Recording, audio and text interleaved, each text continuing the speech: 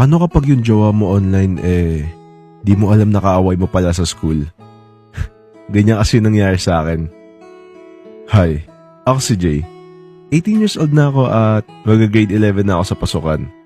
Actually, hindi ako excited pumasok kasi lagi naman ako nabubuli. Hindi naman kasi ako gwapo or hindi din maganda yung humor ko. Pero kahit ganito may girlfriend naman ako. Well, technically, online girlfriend. Since di ko pa siya nakikita buong buhay ko. Mag-iisang taon na kami ni Kimiko.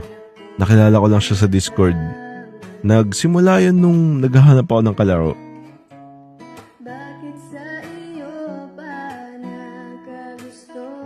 Looking for duo.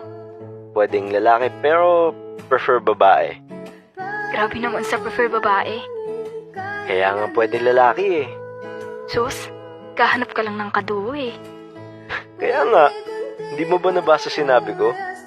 Sus, pare-pareho talaga kayong mga lalaki dito sa Discord. Lo, nadamay pa nga ako. Naghahanap lang naman ako ng kaduo. Lahat naman kayo naghahanap ng kaduo eh. Tapos iiwan din after magsawa. Or worst, ipagpapalit niyo ba kami sa nakilala niyo ng in-game? Kalma lang te. Bakit ba? Iniwan ka ba ng kaduo mo?